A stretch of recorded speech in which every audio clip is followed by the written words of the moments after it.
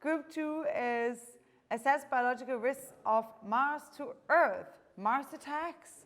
And here we have Carol, Ila, and Zara. Please come up on stage. Okay, so I have completely rewritten what we wrote during the thing. So the idea here is that we need a mission or a series of missions. Something needs to be done to assess whether there is a biology on Mars that could pose a threat to Earth before we start bringing it back in astronaut bodies and sending missions to find out the hard way. So there really were only 3 of us. I might note that we are the only women in the room, except for this young lady here who actually was not seen during the organization. Otherwise, we would have pulled her in too. So make of that what you will. Okay, so what are we trying to do? What I am trying to do is accomplish a robotic mission to address and reduce the potential biological risk to Earth of a human mission to Mars that brings people and samples back to Earth. How is it done today?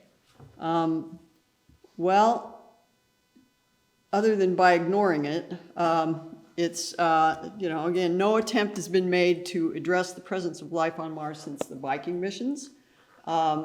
Human mission planning from the NASA standpoint is based on the hypothesis that human explorers are unlikely to encounter Martian microbes unless they go to special regions where the Martian microbes are confined to be.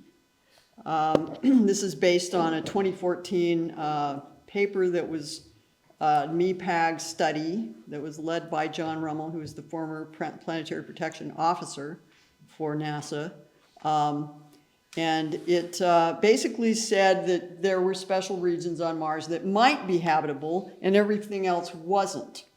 I think further information might have actually shed some doubt on that. But in any case, the idea, the NASA plan is to send missions to a safe zone, in other words, a place where there is no biology, and then only explore the places that could host biology, the special regions, with robots. The robots could maybe bring samples back to where the humans are, but they would be kept in a separate compartment than the humans, so the humans would not interact with that. Might be true, but it very well may not either. Oops, what have I done?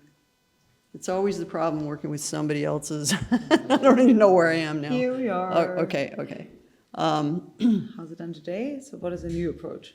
Yeah, so this approach is basically to treat it like any other spacecraft risk would be treated. So there would be, it would be addressed as a risk mitigation. There would be a risk mitigation plan. It would be identified as a risk. And then I believe the Human Exploration Program at NASA should take this on as a risk. And fund a robotic precursor mission to the landing site planned for human missions, and do a risk mitigation set of experiments. We felt it was important to engage cooperation between different communities. In general, the whole question of life on Mars or not life on Mars or any scientific question is handled by the Science Mission Directorate at NASA. The Human Exploration Program doesn't really talk to the Science Mission Directorate. There's very poor communication between those two organizations. And there's a feeling within the Science Mission Directorate that they get basically every time they try to cooperate with the Human Exploration Directorate, they get burned. So in other words, the Human Exploration Directorate starts something, they get the scientists involved, and then suddenly they pull out and leave the program that's doing that to be the cost to suddenly have it to be picked up by the Science Mission Directorate. So what does success look like? Who cares? Success would mean that there would be better evidence. We'd have more reason to be confident that sending humans to Mars and returning them to Earth would not pose a risk to Earth's biosphere. Who cares? Well, the Human Exploration Program should care. The general public should care and probably does care. And there are groups in the general public who already are sort of organized against this. 1 minute warning. Okay, and the astrobiology community is interested in the question. I didn't know I had a time limit. Okay, so how much would it cost? We have a specific mission that has been designed and proposed to Discovery, and it's a less than $1 billion class mission. It has actually been appropriated in the decadal survey by a group primarily led by JPL as a future JPL mission, and they have raised the cost to a $1 billion class mission. This is a specific mission implementation. However, there's other ways to do it. For example, you could take the ExoMars rover exactly as built and put it in an icy region, and you would get a lot of useful information. It's not the same payload as Icebreaker, but it does have a lot of common elements. Could be done in 5 years or less, certainly if you use the ExoMars. So the final exam, so then what happens? So basically what you're hoping for in the human exploration risk mitigation is that you get a negative result. You do not see any evidence of that would convince you there was extant biology on Mars. If you got a positive result, then you're in a regime where you have to think, what do we do next? Do we just go ahead and send the humans? If so, what precautions do we take? Or do we say, okay, we need really more information before we are going to certify human exploration? So Great. that's it.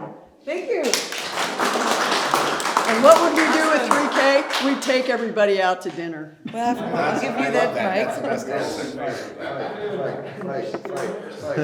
Okay, First but question here, and then second, just make sure there's one mic for you. I'm going to be the softball, and I think Bob's going to be the hardball. But I'm sure you've had this discussion before, so you know your roles.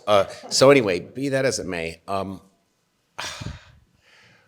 first of all, I agree. If you send this risk mitigation, life detection, icebreaker style mission, you can just hold that in your hand, I think. And you find life. I mean, that's a great result. Like, you know, we can argue about what the implications are and what the follow-ons are, but that's wonderful. The problem is if you don't find life, you can. I guess my question is, you can get as many negative results, and I could still see you or someone who's even more high on planetary protection and the power that it brings them, saying, we don't know. We don't know. Like, yeah, Viking didn't find it, and Icebreaker didn't find it, but we just don't know. It could be there, and so we can't have humans go there, and much less come back to Earth, because, What's the burden of proof? Yeah, basically. When's the quest over? When do we finally say, what is it, in 10 years, 20 years, 100 years, never? When is it safe to go to Mars and come back? Why don't we just send people to Mars for a year who volunteer to die of Martian plague, and if they don't catch it and die in a year, Well, it's first fine. of all, it's not about Martian plague. Okay. It's about a plague to the planet. We've already got Okay. several plagues to the planet going on. Do we really need another one? The risk is to the microbial biosphere of the Earth, which our life on Earth depends upon. Okay. And if we mess with it by accident, we're all doomed. And that's the risk. So it's an extremely dangerous risk at a very small probability. So that's the thing. Now, I can't really answer your question. When do you say that's enough? I think it's unconscionable to say that it's enough that we did this experiment 50 years ago and we got an ambiguous result, and so therefore there's no life on Mars. That's doing nothing, to me, is the worst thing you could do. But yes, there is no way to prove there's no life on Mars. What you can do is determine if you are likely to interact with it in the environment you're going to. So I think that mission has to go to where you're going to send the humans. If you're going to send the humans to the ice-rich mid-latitude deposits, then you should do that mission there. If you're going to send them to the safe zone, you should do that mission there. It's at least try. Okay, we have two brief questions from Rob and Eric. Why would anyone want to send a life detection mission to Mars to the least likely place to find it? From the point of view of science, if we want to send a life detection mission to Mars, we want to send it to the most likely place to find it. Well, that's not what we've been doing with any of the missions we've been sending to I'm Mars. talking about a sane program.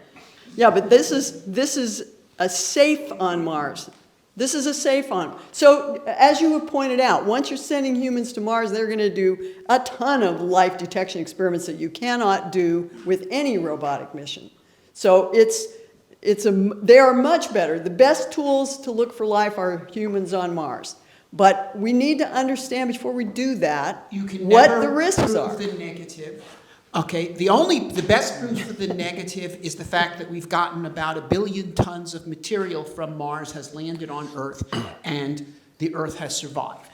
Okay, final point from Larry. So I don't think you necessarily have to prove a negative. I mean, you're right. You probably couldn't prove. How do I say this?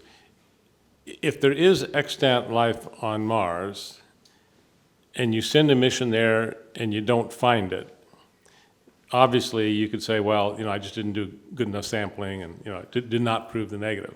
On the other hand, if you go there and you do find it, the next step would be to show that it isn't really capable of interacting very well with human life in either direction, that it's neither a threat to humans nor are humans particularly a threat to it. That would be sort of your happy, outcome. Question. I would call it a threat to Earth, not a threat to humans. Oh, okay. So, Okay. it's not Sure, Ebola. sure. Right. To the biosphere, Earth biosphere. Right. So I guess the question here is, given that the Viking results were ambiguous, you had part of the community saying, yeah, we actually did detect life, and you had another part saying, no, we didn't. I've heard it said that the instrumentation that was on Viking, if you took it to the Atacama today, you wouldn't detect life, because the concentration of microbes and stuff is so small that instrumentation never actually would have detected it either. The question is, with today's instrumentation, are we at the point where if you sent the instrumentation to, say, the Viking site again, and there was life there, would you now get a positive that you could believe in? I think the answer is yes, but it's, first of all, the reason the Viking was interpreted in terms of there is no life was actually a false negative, and the false negative was created by the presence of perchlorate in the heating stage of the GCMS. So perchlorate interacted with the organics and burned them to carbon dioxide. There was carbon dioxide seen, but there was no organic seen, and it was you can't have life without organics. Without life making an organic signature, there's no organics at all. They're not detectable at parts per billion. That is now known to be wrong. It's known to have been an artifact of the instrument. So there's that part. The methodology from Icebreaker is really looking at particular biomolecule compounds. They're very specific compounds. They're very specific compounds to life on Earth, particularly. So, that's a life detection technology. It does work in the Atacama. We have used it in the Atacama. The other one is actually back to a GCMS type approach, but doing liquid pre-processing of the sample to get rid of the perchlorate, so that you are looking at the organics that are there, which really are there, and now is known from the SAM instrument on Curiosity. So you're looking at patterns of patterns of the carbon molecules, really, in the GCMS results, which tells you that, yeah, these are biological in origin. Right now we know there's organics. We don't know if they're meteoritic in origin. All right, thank you so much.